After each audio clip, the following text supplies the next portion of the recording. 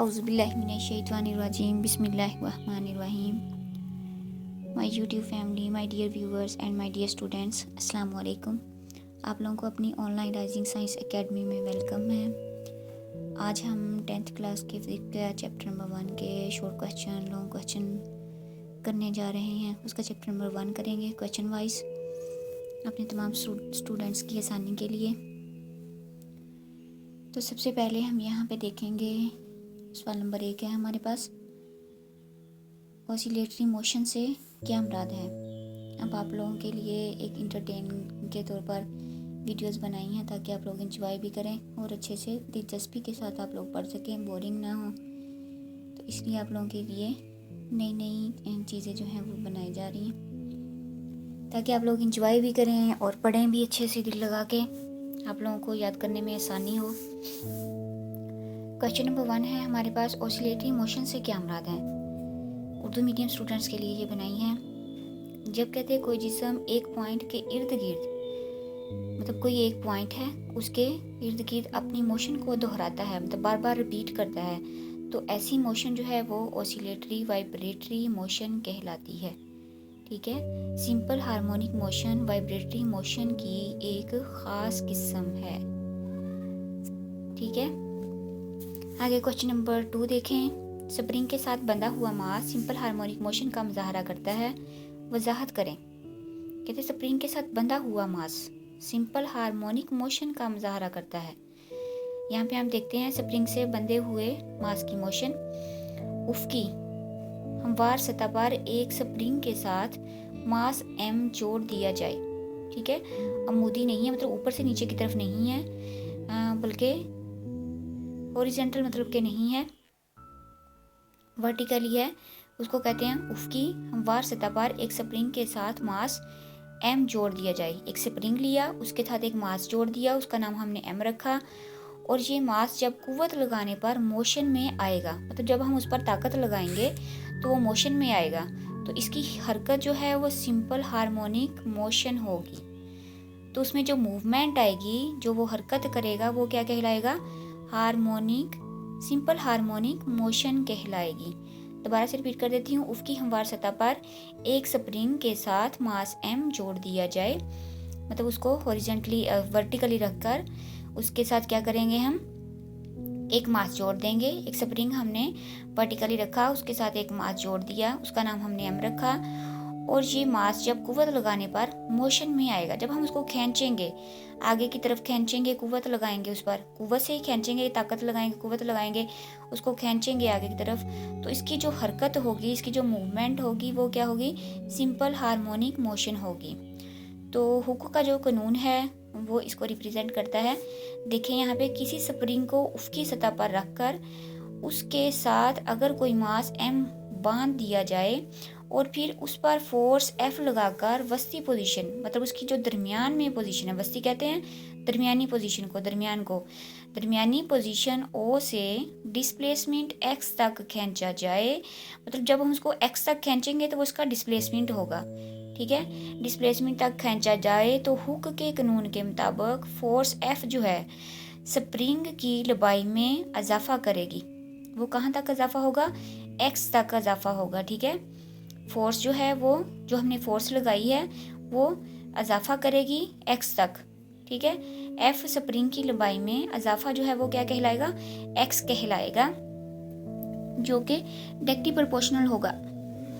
वो क्या होगा, उसके डायरेक्टली प्रोपोर्शनल होगा। तो यहाँ पे हम लिखेंगे F जो है वो डायरेक्टली प्रोपोर्शनल है, F जो है वो डायरेक्टली प्रोपोर्शनल है माइनस x के। यहाँ पे तस्वीर में देखें आप, एक स्प्रिंग है, उसके साथ मास लगा हुआ है, यूफ की सतह पर पड़ा है। ठीक है, तो इसको हमने जब इस पे फोर्स लगाई और इसको आगे की तरफ खींचा, तो जो बी वाली फिग है उसको देखें, खींचा तो वो थोड़ा आगे आ गया है। जब हम इसको बी तक खींच के छोड़ेंगे तो सी वाली फिग में देखें वो वापस अपनी उसी पोजीशन पर वापस चला गया है। ठीक है, तो यहाँ पे F जो है वो डायरेक्टली प्रोपोर्शनल है। ये जो ऊपर साइन F के साथ नज़र आ रहा है उसको डायरेक्टली प्रोपोर्शनल पढ़ते हैं माइनस x के। F जो है वो फोर्स है, फोर्स को रिप्रेजेंट करती है। फिर डायरेक्टली प्रोपोर्शनल माइनस एक्स जो है वो क्या था हमारे पास, डिस्प्लेसमेंट, मतलब उसने जितना आगे की तरफ हमने उसको खींचा, जो उसका फासला तय हुआ वो क्या कहलाएगा, डिस्प्लेसमेंट। अब प्रोपोर्शनैलिटी को हम खत्म करेंगे तो उसकी जगह पे इक्वल का साइन आ जाएगा और के का साइन आ जाएगा। प्रोपोर्शनैलिटी को जब भी खत्म करते हैं तो उसकी जगह पे क्या आ जाता है, इक्वल का साइन आ जाता है और के का साइन आ जाता है, F is equal to minus k x आ जाएगा। अब एक्स जो है वो हमारे पास क्या है, डिस्प्लेसमेंट है। मास एम का वस्ती पोजीशन ओ से फासला जो है वो कितना होगा, एक्स है। वस्ती पोजीशन मतलब उसकी दरमियानी पोजीशन से ओ से फासला क्या कहलाएगा, एक्स कहलाएगा। वो फिग नंबर ए में देखें, x is equal to O है, ठीक है। पोजीशन ओ से फासला जो है वो क्या है, एक्स है। स्प्रिंग कांस्टेंट के, स्प्रिंग का कांस्टेंट कहते हैं, जिसे स्प्रिंग कांस्टेंट कहते हैं, मतलब के जो है वो स्प्रिंग का कांस्टेंट है। हमने प्रोपोर्शनैलिटी को खत्म किया तो के लगाया, ठीक है। कांस्टेंट कहते हैं, इसका अनासार किस पर होता है, स्प्रिंग के सख्तपन पर होता है। इसका अनासार किस चीज़ पर होता है, ये किस पे डिपेंड करता है, स्प्रिंग के सख्त होने पर डिपेंड करता है। तो के को हमने इक्वल लिया, इज इक्वल टू क्या आ जाएगा, एक्स जो था वो हमारे पास के से मल्टीप्लाई हो रहा था, दूसरी तरफ जाकर वो क्या हो गया, डिवाइड हो गया, तो माइनस एफ एक्स हो जाएगा। सख्त स्प्रिंग के लिए के की मकदार ज़्यादा और नरम के लिए कम है, ये बात भी आप लोगों ने याद रखनी है, ठीक है। सख्त स्प्रिंग के लिए के की मकदार ज़्यादा चाहिए होती है और नरम के लिए कम चाहिए होती है। तो इसके साथ जो माइनस का साइन आया है वो क्यों आया है, जिसको हम उर्दू में कहेंगे मनफी की इलामत। मसावात में नेगेटिव की इलामत का मतलब है कि स्प्रिंग की अमल करदा फोर्स, मतलब स्प्रिंग पर जो फोर्स लगी है जिसको हमने उसको आगे की तरफ खींचा है, वो फोर्स हमेशा डिस्प्लेसमेंट की सिमत के मुखालिफ होती है।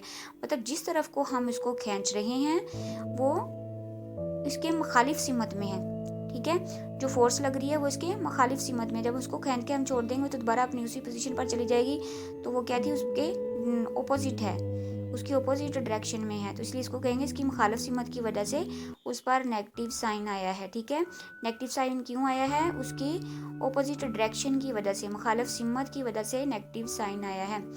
रिस्टोरिंग फोर्स क्या होता है, स्प्रिंग पर अमल करदा फोर्स हमेशा डिस्प्लेसमेंट की सिमत के मुखालिफ होती है। कहते स्प्रिंग पर जो अमल करने वाली फोर्स है ना, वो डिस्प्लेसमेंट पे के हमेशा किसके होगी, ऑपोजिट डायरेक्शन में होगी। मतलब जिस तरफ को हम स्प्रिंग खींचा है उस तरफ को नहीं होगी बल्कि दूसरी तरफ को होगी, क्योंकि स्प्रिंग की फोर्स की सिमत हमेशा वस्ती पोजीशन की तरफ होती है, मतलब उसके दरमियान की तरफ होती है।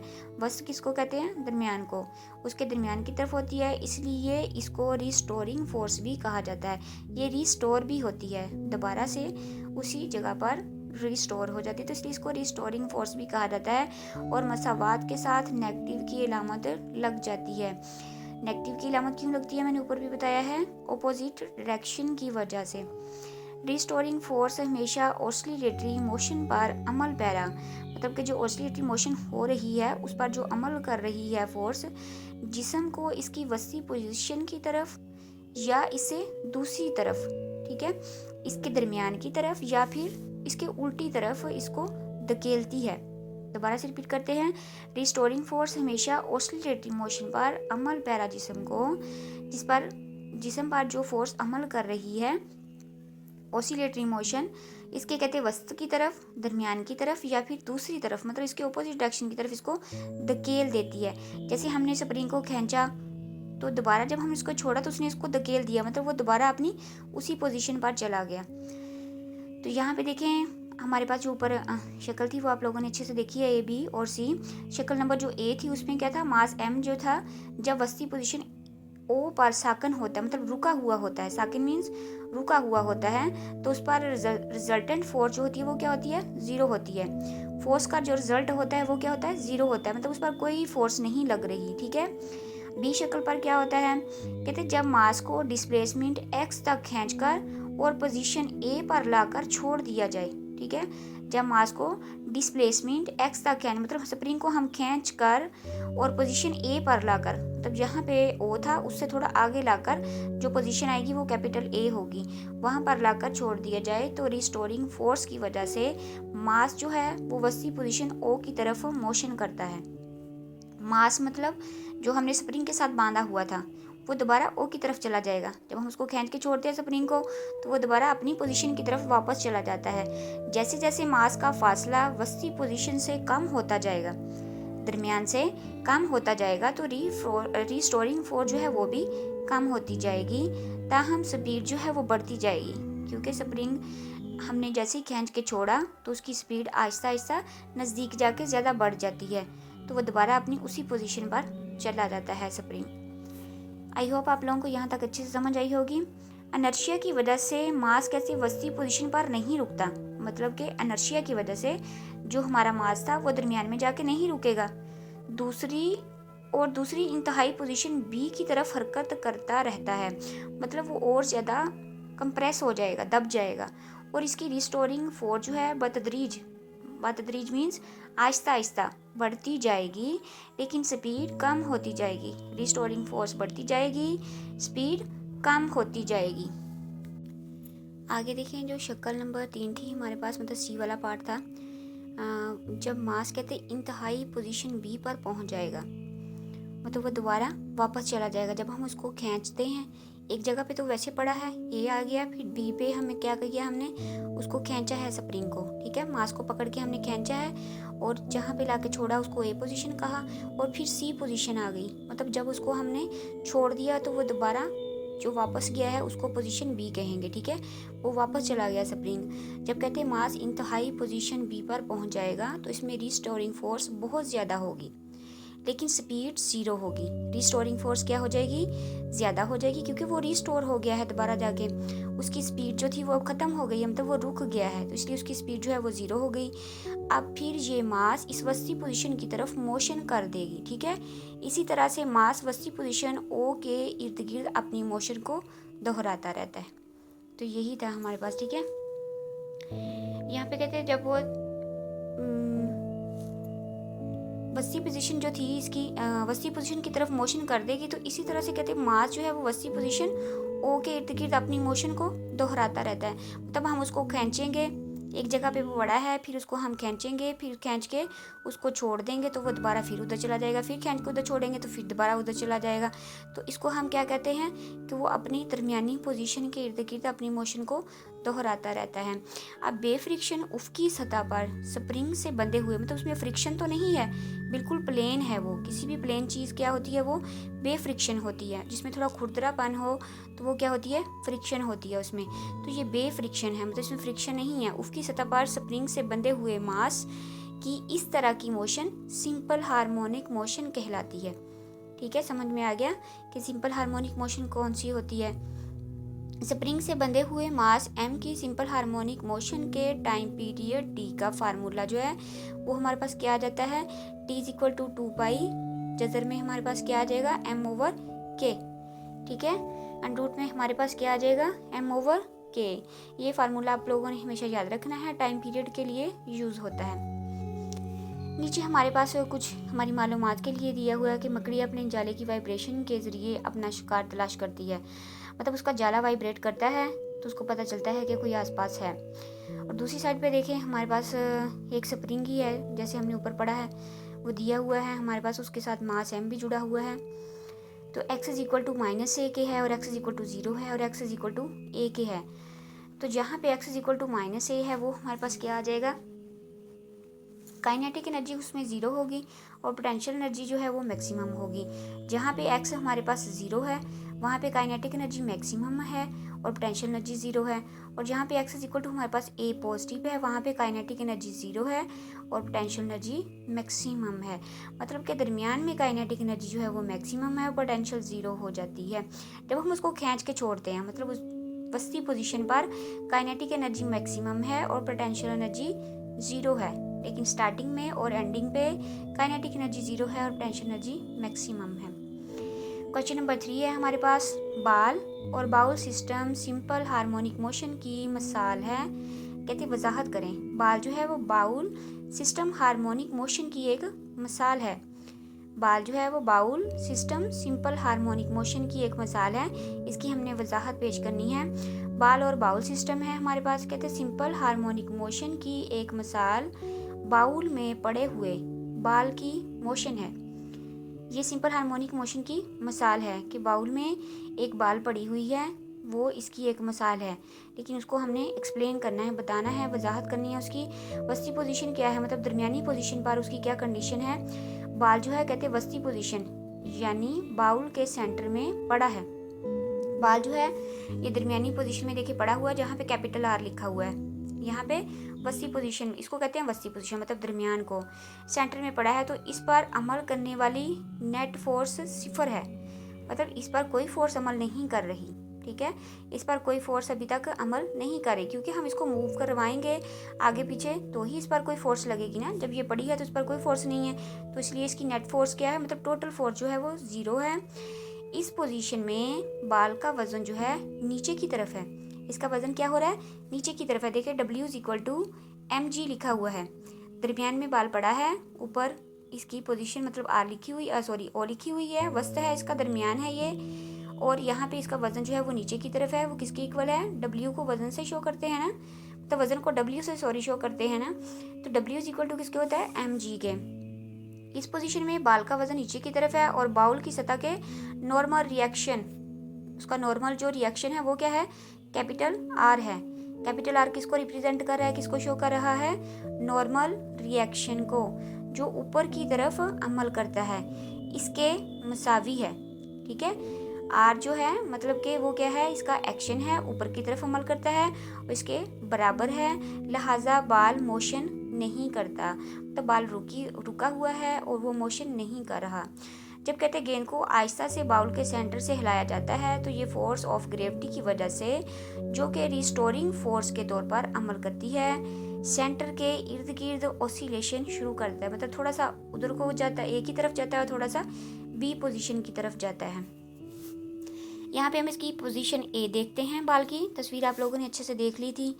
कहते जब बाल को पोजीशन ए पर लाकर छोड़ा जाए तो ये वस्ती पोजीशन ओ की तरफ मोशन करना शुरू कर देता है। जाहिर बात है, जो उसकी पोजीशन है उसने तो उसी पे जाके रुकना है। तो पोजीशन ओ पर इसकी स्पीड ज़्यादा से ज़्यादा हो जाती है, मतलब मैक्सिमम हो जाती है, क्योंकि जब हम उसको दरमियान में से छोड़ के एक कर्व है, बाउल जो है हमारे पास, तो उसका जो पेंदा है, मतलब नीचे जो उसकी पोजीशन है वो क्या है, कर्व शेप में है। तो जब हम उसको थोड़ा सा ऊपर करके छोड़ेंगे तो वो तेज़ी से दोबारा अपनी पोजीशन की तरफ, मतलब दरमियान की तरफ बाल जाएगा, तो इसलिए उसकी स्पीड जो होगी वो तेज़ होगी। अब पोजीशन बी पर, मतलब पोजीशन ए जो थी वो हमारे पास राइट हैंड साइड पे और पोजीशन बी जो थी हमारे पास लेफ्ट हैंड साइड पे थी। तो पोजीशन बी पर मतलब लेफ्ट हैंड साइड की तरफ हम उसको अगर करके छोड़ेंगे बाउल में, तो जब बाल कहते ए से ओ पोजीशन की तरफ वापस आता है तो वो ओ पर आकर रुकता नहीं है, बल्कि इनर्शिया की वजह से ये इंतहाई पोजीशन बी की तरफ हरकत करता है। ठीक है, जो उसकी इंतहाई पोजीशन मतलब आगे की तरफ चला जाता है, जो उसकी पोजीशन ओ है दरमियान में उसकी तरफ नहीं रहता बल्कि थोड़ा और आगे चला जाता है, तो उसको पोजीशन बी कहते हैं। इस दौरान कहते हैं रिस्टोरिंग फोर्स जो है वस्ती पोजीशन की तरफ है। ठीक है, इसकी वजह से बाल की स्पीड जो है वो कम होना शुरू हो जाती है, क्योंकि जब हम उसको छोड़ते हैं तो उसकी स्पीड बढ़ती है, मतलब बढ़ी हुई होती है, वो तेज़ी से जाती है बाल, लेकिन आहिस्ता आहिस्ता उसकी स्पीड क्या हो जाती है, कम हो जाती है। पोजीशन बी पर बाल मुख्सिर वक़्त से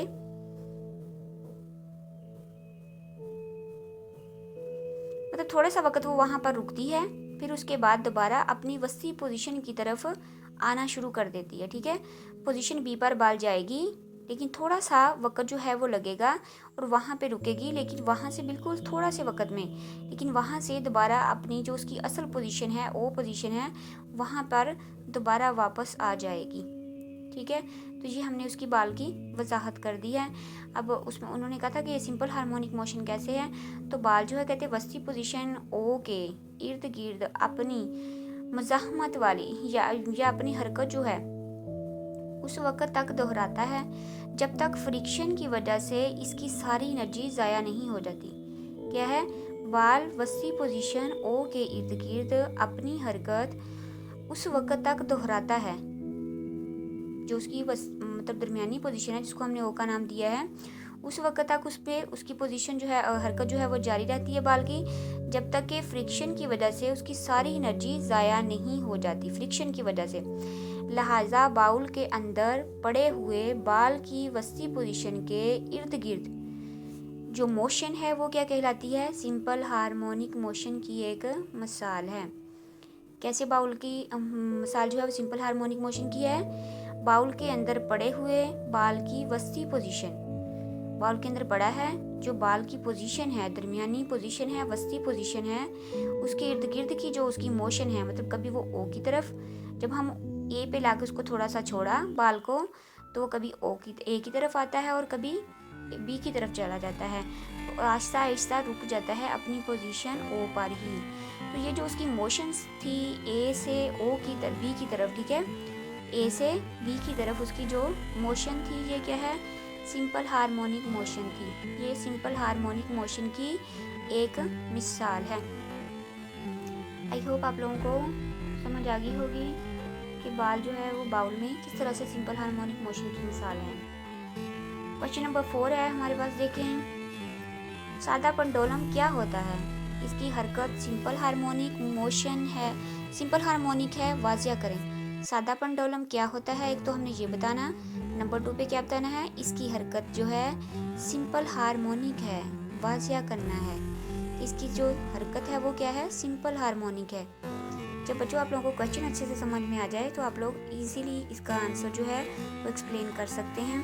सबसे पहले देखें सादा पेंडुलम क्या है। सादा पेंडुलम की मोशन, सादा पेंडुलम कहते हैं मास m की एक छोटी भारी गोली, इसको क्या कहते हैं, बूब कहते हैं, ठीक है। मास मतलब उसका m है, उसको हम m से शो करेंगे मास को, तो एक छोटी भारी छोटी सी होती है लेकिन वो वजनी होती है, मेटल की होती है, वजनी होती है गोली, लेकिन उसको बूब कहते हैं, जो कि बूब पर मुश्तमिल होता है, जो लंबाई के बारीक लेकिन मजबूत धागे की मदद से एक मजबूत सहारे से लटकी होती है। वो जो गोली होती है वो क्या होती है, एक धागा लेते हैं हम जिसकी लेंथ क्या होगी, एल होगी, वो बारीक होता है लेकिन वो मजबूत होता है, जो उस बूब का वजन उठा सके, ठीक है, इतना मजबूत है मतलब टूटे ना, इतनी मजबूत वो डोरी होती है या एक धागा होता है, उसकी लेंथ एल है। तो मजबूत सहारा मतलब ऊपर एक स्टैंड भी मजबूत होता है जिसके साथ हम उस धागे को बांध देते हैं, बांधने के साथ उसके साथ नीचे बूब को बांध देते हैं और फिर उसको लटका देते हैं। अब वस्ती पोजीशन ओ, इसमें भी वस्ती पोजीशन आएगी मतलब दरमियानी पोजीशन। ये जो दरमियान में नीचे को एक स्ट्रिंग आ रही है, मतलब एक रस्सी आ रही है, ये क्या है हमारे पास, इसकी वस्ती पोजीशन है, दरमियानी पोजीशन है, ठीक है। वस्ती पोजीशन ओ पर गोली मतलब के बूब पर अमल करने वाली नेट फोर्स 0 होती है। जाहिर सी बात है जब हम उसको बांध के लटका देंगे और पकड़ के बिल्कुल उसको साकन कर देंगे तो वो मूव नहीं कर रही होगी, तो वो क्या होगी, उस पर जो फोर्स है वो 0 है, मतलब उस पर नेट फोर्स मीन्स तमाम फोर्सेस जो हैं वो सारी क्या हैं, 0 हैं, क्योंकि उसमें मूवमेंट नहीं है। तो जब हम उसको मूव करवाएंगे पकड़ के, थोड़ा सा एक साइड को पकड़ के छोड़ देंगे तो उस पर हमने क्या किया, फोर्स लगाई, तो फिर ही वो उस पर फोर्स लगेगी। अभी हमने कोई फोर्स नहीं लगाई तो इसलिए वो 0 है। अब इंतहाई पोजीशन ए पर देखें, ए और बी मतलब उसके राइट हैंड साइड पे हमारे पास देखें ए है और लेफ्ट हैंड साइड पे बी है। इंतहाई पोजीशन ए पर, अब अगर हम गोली को इंतहाई पोजीशन ए पर ले आएं तो नेट फोर्स 0 नहीं होगी, धागे की सिमत में कोई फोर्स अमल नहीं करती, क्योंकि धागे में नेट जो है, धागे में टेंशन जो है वो टी है, वजन जो है वो डब्ल्यू है, और उसके कंपोनेंट क्या आ जाएगा, एम जी कोस थीटा को जाइल कर देता है। लिहाजा धागे की सीमत में गोली हरकत नहीं कर सकती, मतलब नीचे की तरफ वो हरकत नहीं कर सकती, आगे पीछे मूव करेगी। वजन का दूसरा कंपोनेंट जो है वो एम जी हमारे पास साइन थीटा है। वस्ती पोजीशन ओ की सीमत में है, मतलब के दरमियानी पोजीशन ओ की सीमत में है, और स्टोरिंग फोर्स का किरदार भी अदा करता है। इस फोर्स की वजह से गोली जो है वस्ती पोजीशन ओ की तरफ मोशन करना शुरू कर देती है, ठीक है। जब हम उसको पकड़ के छोड़ेंगे ए की तरफ या बी की तरफ तो वो दूसरी तरफ अपनी वस्ती पोजीशन मतलब दरमियान की तरफ वो मूवमेंट शुरू कर देगी। अब इंतहाई पोजीशन बी पर देखें, दूसरी तरफ को अनर्शिया की वजह से गोली कहते हैं वस्ती पोजीशन ओ पर रुकती नहीं है। अनर्शिया की वजह से जब हम उसको ए पे लाके छोड़ा था तो वो ओ पर जाके रुकेगी नहीं, बल्कि वो बी की तरफ मोशन कर जाएगी, मतलब अपनी दरमियानी पोजीशन जो ओ थी उससे आगे चली जाएगी, तो उसको क्या कहेंगे हम, बी की मोशन। ठीक है, मतलब ओ से आगे चले जाना बी मोशन कहलाता है। या बी पॉइंट होगा वो बी की तरफ जाते हुए इसकी वेलोसिटी कम होती जाएगी, इसकी वेलोसिटी क्या हो जाएगी, कम होती जाएगी, और रिस्टोरिंग फोर्स जो है वो बढ़ती जाएगी। ठीक है, रिस्टोरिंग फोर्स बढ़ती जाएगी क्योंकि उस पर फोर्स लग रही है और वो रुक रही है, तो फिर फोर्स जो है वो आहिस्ता आहिस्ता क्या हो जाएगी, बढ़ती जाएगी। बी पर पहुंचकर इसकी वेलोसिटी जो है वो 0 हो जाएगी। जब वो बी पर आहिस्ता आहिस्ता चली जाएगी बूब जो है, तो इसकी वेलोसिटी क्या हो जाएगी, 0 हो जाएगी, और रिस्टोरिंग फोर्स जो है वो मैक्सिमम हो जाएगी। अब पॉइंट बी पर मुख्तसिर मतलब थोड़ा सा जो ठहराव हुआ, क्योंकि वहाँ पे जाकर तो उसने रुकना नहीं है, उसने तो अपनी दरमियानी पोजीशन पे आके रुकना है जो कि ओ थी हमारे पास। ठीक है, बी पर मुख्तलिफ ठहराव के बाद रीस्टोरिंग फोर्स जो है mg sin थीटा की वजह से गोली जो है दोबारा वस्ती पोजीशन ओ की तरफ मोशन करना शुरू कर देती है। मतलब उसने, मैंने जैसे पहले बताया कि वो ए से हमने उसको पकड़ के छोड़ा तो उसकी मूवमेंट ओ तक नहीं बल्कि ओ से आगे बढ़ गई, उसको हमने पॉइंट बी का नाम दिया। बी पर जाकर उसने थोड़ा सा ठहराव किया जो कि हमें नज़र नहीं आता, क्योंकि हमें तो ये नज़र आ रहा है कि वो वापस आ रही है। वहाँ पे जाकर उसने थोड़ा सा ठहराव किया और वहाँ से फिर जब वो वापस अपनी वस्ती पोजीशन ओ की तरफ आ जाती है, लिहाजा गोली वस्ती पोजीशन ओ के इर्द गिर्द अपनी मोशन को दोहराती है। जैसे हमने पहले बाल की अभी पढ़ी है, ऊपर हमने क्वेश्चन जो था बाल का पढ़ा था कि उसकी मोशन भी ऐसी ही थी, ए से ओ पोजीशन पर और वस्ती पोजीशन ओ तक थी। तो ऐसी ही पेंडुलम की भी एग्जांपल है। ठीक है, सिंपल हार्मोनिक मोशन की एक मिसाल और भी है, वो कौन सी है, सादा पेंडुलम। ठीक है, बूब की भी एक मिसाल है। अब कहते हैं पेंडुलम की सिंपल हार्मोनिक मोशन। ऊपर दी गई जो हमने मतलब हमारे पास तस्वीर थी या ऊपर डिटेल थी जिस पर हमने बहस की है, ये बात वाजिया हो जाती है कि वस्ती पोजीशन मतलब कि जो हमारे पास जो भी बूब थी, मतलब जो बूब थी उसकी जो पोजीशन थी वो अपने इर्द गिर्द या अपनी वस्ती पोजीशन के इर्द गिर्द जो उसकी मूवमेंट हो रही थी, तो इसकी स्पीड जो है वो बढ़ती गई। मतलब ए से हमने उसको छोड़ा तो उसकी स्पीड बढ़ी और वो बी तक जाते जाते कम हो गई, और स्पीड का इजाफा जो है वो रिस्टोरिंग फोर्स की वजह से होता है। स्पीड में इजाफा किस वजह से होता है, रिस्टोरिंग फोर्स की वजह से होता है। ये फोर्स कहते हैं गोली में एक्सेलरेशन पैदा करती है। ये फोर्स क्या करती है, गोली में एक्सेलरेशन पैदा करती है। जब गोली पॉइंट ओ से बी की तरफ जाती है तो इसकी स्पीड जो है बतदरीज कम होती जाएगी। बतदरीज मीन्स आहिस्ता आहिस्ता, बतदरीज का क्या मतलब होता है, आहिस्ता आहिस्ता कम होती जाएगी और रिस्टोरिंग फोर्स में इजाफा होता जाएगा। रिस्टोरिंग फोर्स जो है वो गोली को हमेशा वस्ती पोजीशन ओ की तरफ लाती है। रिस्टोरिंग फोर्स क्या करती है, वो उसको उसकी असल पोजीशन पर लाती है। यहाँ से उसने मूवमेंट स्टार्ट की थी, यहाँ से उसने हरकत करना स्टार्ट किया था, वो उस मास को या उस चीज़ को दोबारा उसी की तरफ ले आती है, उसको कहते हैं रिस्टोरिंग फोर्स। तो हम कह सकते हैं कि एक्सेलरेशन जो है वस्ती पोजीशन ओ की तरफ रहता है।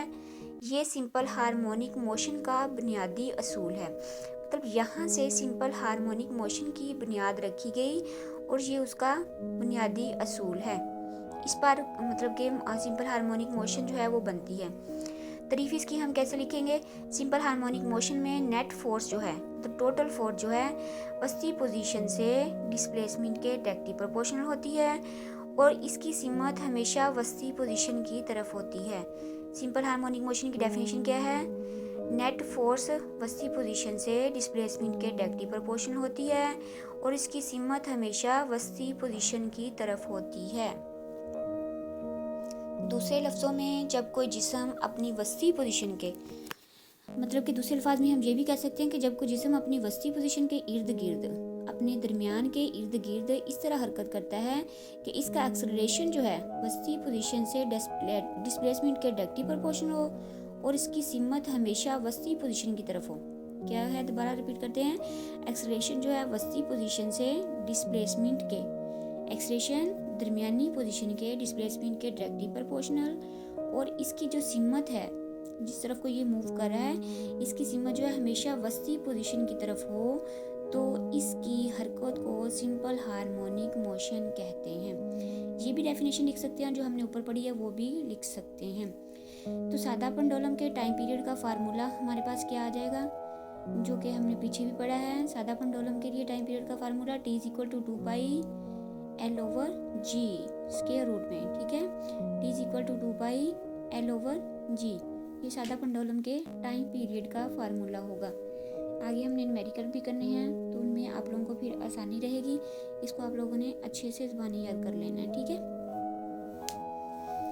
उम्मीद करती हूँ आप लोगों को यहाँ तक अच्छे से समझ आ गई होगी। या आप लोगों की आसानी के लिए टेक्स्ट बुक में से ही क्वेश्चन जो हैं वो लिए गए हैं और वहाँ से ही इनके आंसर लिए गए हैं और वहाँ से ही आप लोगों की आसानी के लिए क्वेश्चन के इजीली आंसर जो हैं वो दिए गए हैं, ताकि आप लोगों को कोई कन्फ्यूजन ना हो किसी क्वेश्चन में भी कि इस क्वेश्चन का आंसर क्या बनता होगा पूरा, इस क्वेश्चन का आंसर क्या बनता होगा पूरा।